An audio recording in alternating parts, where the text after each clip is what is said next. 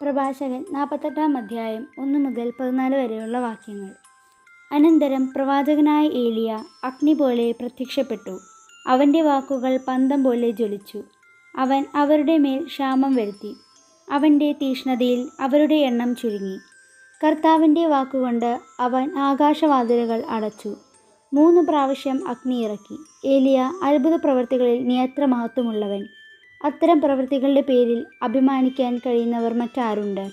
അത്യുന്നതൻ്റെ വാക്കുകൊണ്ട് നീ മരിച്ചവരുടെ ഇടയിൽ നിന്ന്, പാതാളത്തിൽ നിന്ന് ഒരു ജഡത്തെ ഉയർപ്പിച്ചു. നീ രാജാക്കന്മാരെ നാശത്തിലേക്ക് നയിക്കുകയും പ്രസിദ്ധന്മാരെ കിടക്കയിൽ നിന്ന് താഴെ ഇറക്കുകയും ചെയ്തു. നീ സീനായിൽ വെച്ച് ഭീഷണികളും ഹെറോബിൽ വെച്ച് പ്രതികാരത്തിൻ്റെ വിധികളും ശ്രവിച്ചു. ശിക്ഷ നടത്താൻ രാജാക്കന്മാരെയും നിന്നെ പിന്തുടരാൻ പ്രവാചകന്മാരെയും നീ അഭിഷേകം ചെയ്തു. അഗ്നിയേഷങ്ങളെ ബന്ധിച്ച രഥത്തിൽ അഗ്നിയുടെ ചുഴലിക്കാറ്റിലാണല്ലോ നീ സംവഹിക്കപ്പെട്ടത്.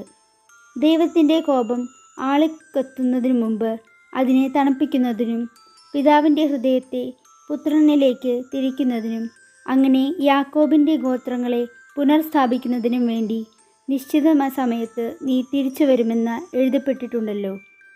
നിന്നെ കണ്ടവരും നിന്റെ സ്നേഹത്തിന് പാത്രമായവരും അനുഗ്രഹീതർ. അവർ ജീവിക്കും. ചുഴലിക്കാറ്റ് ഏലിയായെ വലയം ചെയ്തു. ഏലീഷായിൽ അവൻ്റെ ചൈതന്യം നിറഞ്ഞു. ജീവിതകാലത്ത് അവൻ അധികാരങ്ങളുടെ മുമ്പിൽ ഭയന്നു വിറച്ചില്ല. ആരും അവനെ കീഴടക്കിയില്ല. ഒന്നും അവന് ദുസ്സാധ്യമല്ലായിരുന്നു. മരിച്ചിട്ടും അവൻ പ്രവചിച്ചു.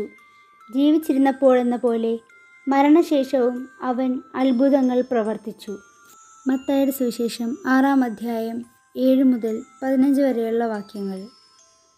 പ്രാർത്ഥിക്കുമ്പോൾ വിജാതീയരെ പോലെ നിങ്ങൾ അതിഭാഷണം ചെയ്യരുത്. അതിഭാഷണം വഴി തങ്ങളുടെ പ്രാർത്ഥന കേൾക്കുമെന്ന് അവർ കരുതുന്നു. നിങ്ങൾ അവരെ പോലെ ആകരുത്.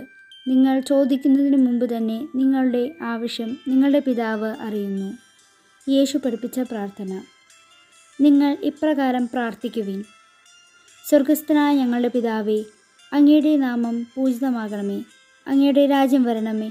അങ്ങയുടെ ഹിതം സ്വർഗത്തിലെ പോലെ ഭൂമിയിലുമാകണമേ. അന്നന്ന് വേണ്ട ആഹാരം ഇനി ഞങ്ങൾക്ക് നൽകണമേ. ഞങ്ങളുടെ കടക്കാരോട് ഞങ്ങൾ ക്ഷമിച്ചതുപോലെ ഞങ്ങളുടെ കടങ്ങൾ ഞങ്ങളോടും ക്ഷമിക്കണമേ. ഞങ്ങളെ പ്രലോഭനത്തിൽ ഉൾപ്പെടുത്തരുതേ. തിന്മയിൽ നിന്ന് ഞങ്ങളെ രക്ഷിക്കണമേ.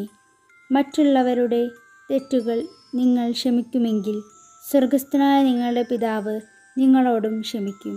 മറ്റുള്ളവരോട് നിങ്ങൾ ക്ഷമിക്കുകയില്ലെങ്കിൽ നിങ്ങളുടെ പിതാവ് നിങ്ങളുടെ തെറ്റുകളും ക്ഷമിക്കുകയില്ല.